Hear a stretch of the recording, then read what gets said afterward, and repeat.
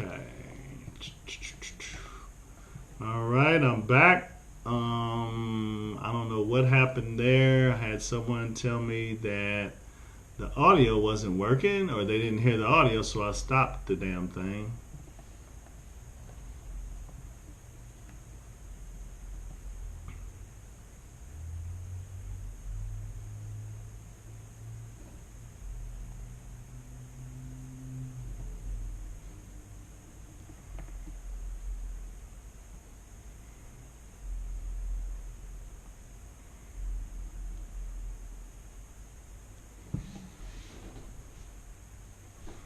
Peace, peace, gang. I'm back. I got a note saying no one can hear, but I have no idea why the sound's not playing through here during the live. But I mean, I heard it on playback. I tried it both, so we're back. I only had a couple of more things to talk about, so I wanted to finish this out. So the one I had asked you guys about was Lamar Jackson, because we were in this sports and entertainment space.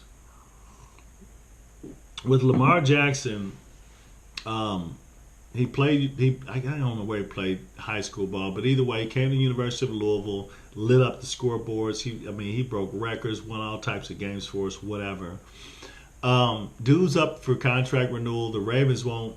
The Ravens basically franchised him, said, "Hey, we don't believe anyone else is going to give you more than what we're going to lock you in for. So good luck with that."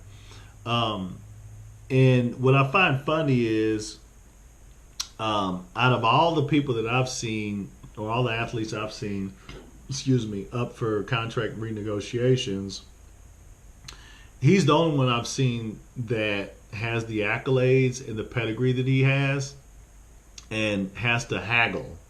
My theory is that it's because he doesn't have an agent. He's representing himself. So you have this black man who's gifted, talented, whatever, and he's representing himself, and he wants to discuss his value with whoever potential suitors. But as you can see, the contract negotiations have stalled, and it's almost like no one wants to touch him, almost like his pedigree and what he's accomplished means nothing. Crazy. But my money's on he ain't got an agent. That's my money.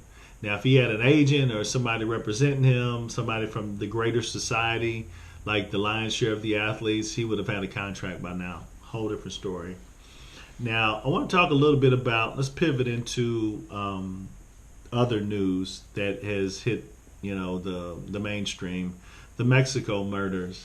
What are you all's thoughts on that? Do you think that it was a drug deal gone bad? Do you think it was something random? Do you think it was, I think there was a hypothesis around people trafficking, and junk like that. And I'm like, okay, so it's a lot. But when they drove all the way from South Carolina to go to Mexico for what I think they were supposed to be going down there so the woman could get some sort of surgery. My first response to that is, people, stop getting these surgeries, man. Stop getting surgeries, period. I don't care if it's in the States, overseas. Stop the surgeries. Stop eating. How about that? Back away from the table. Have some discipline. If it took you 20 or 30 years to gain a certain amount of weight, you're not going to drop it in 6 months. And going under the knife, you're putting yourself at even more risk. You might not wake up. Kanye West lost his mom because she went on the surgery table without even having to leave the country. So you could potentially not wake up for something cosmetic that's elective. It's not necessary. I can get it now. If it was medically necessary and it was a situation where your life's on the line, they got to do it, fine. But you're tying up surgeons.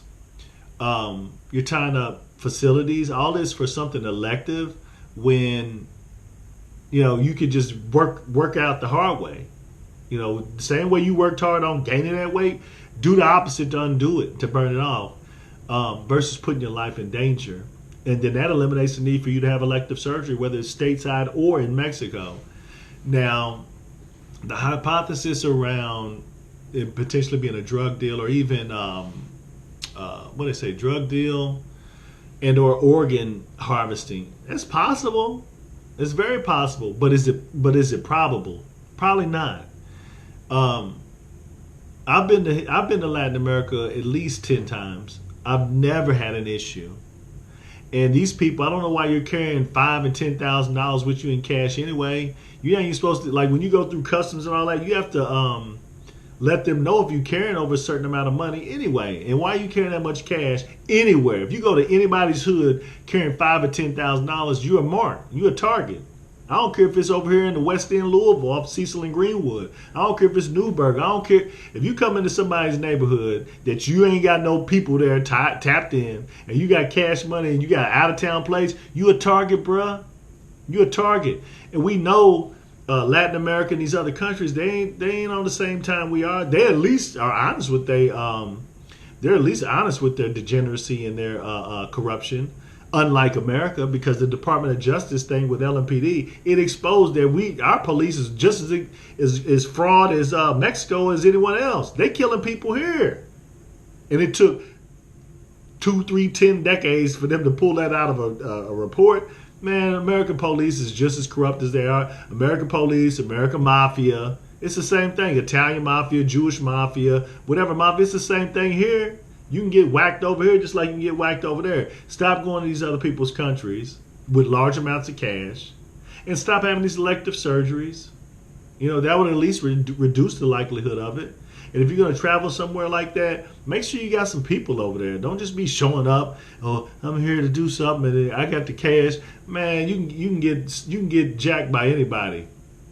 You can get jacked in LA by the cops.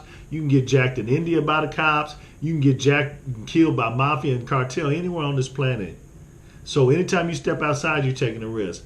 So I don't believe the people trafficking and the drug trafficking. It's unlikely. It's possible. It just ain't probable. Now I want to also talk about. I don't know if you guys have been keeping up with the Murdaugh trial, but the Murdaugh trial, it's a redheaded dude. I want to say it was the father, the mother, and then they had 3 children.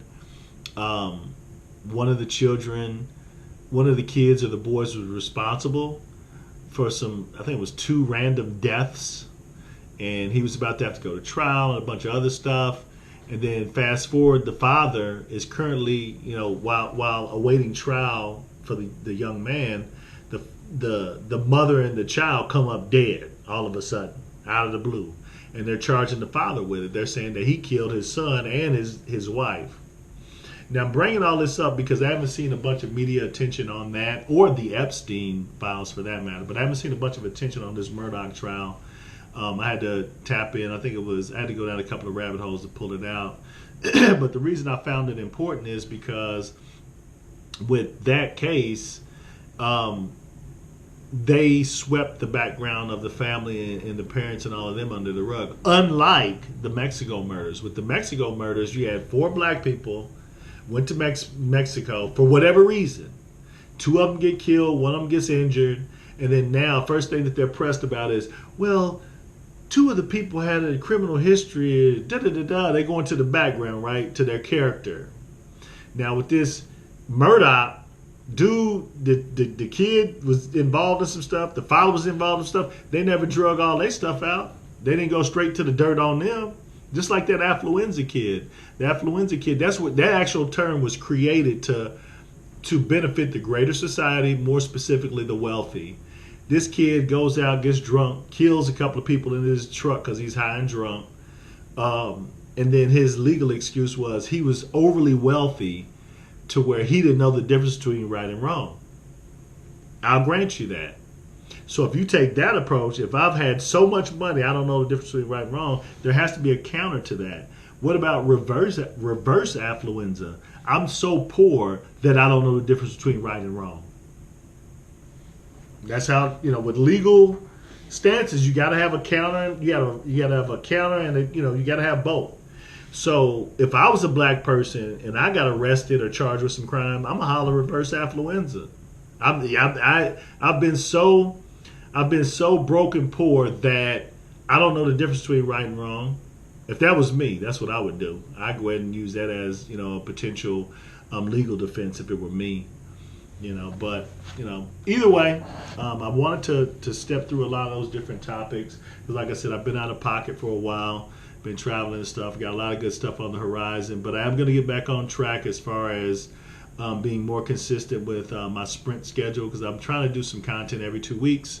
at least on IG, and build up the subscription base so we can go ahead and, go live on YouTube as well.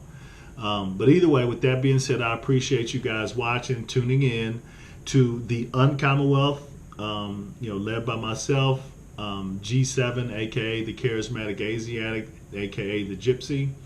Like, subscribe, and share, and check out the new website. I've done some work on there. I've cleaned it up a lot since the time that I actually set it up, and I look forward to you all's feedback to make it either more user friendly, whatever. Please give me the feedback. I need that because I want to get better.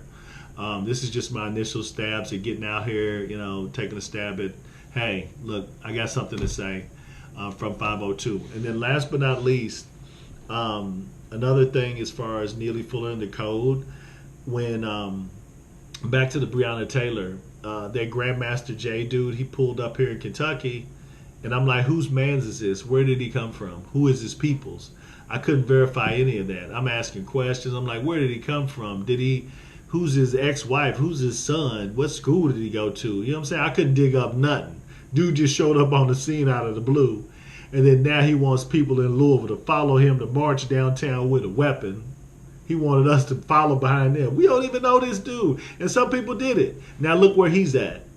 So we got to start vetting people. We got to be on code. The people within our circle, we have to be specific about who we deal with. We need to know their background. We need to know where you came from. What's your intent? We can't just be rocking out with you. No, absolutely not. We got too many. It could be argued, like when you start talking about the Nation of Islam, Martin Luther King, and all the rest of that, a lot of them were infiltrated by CIA, FBI, double agents and stuff like that. We got to start asking them questions. If somebody just popped up and can't nobody vouch for them, and keep them at a distance.